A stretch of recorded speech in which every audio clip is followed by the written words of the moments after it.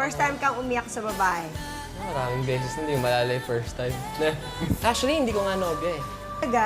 Hindi ko na nobya that time. Naiyak ako sa selos. Naiyak ako sa selos. Kasi may girlfriend ako noon. Tapos, kahiwalay kami at hindi kami nagkakausap. And then, nalaman ko lang may boyfriend na siya. So, naiyak So, ka? naiyak ako sa selos. Sino Sobrang to? selos ko, nabasag ko yung isang tile dun sa banyo ng GMA. Sino ito? Si Harley. If you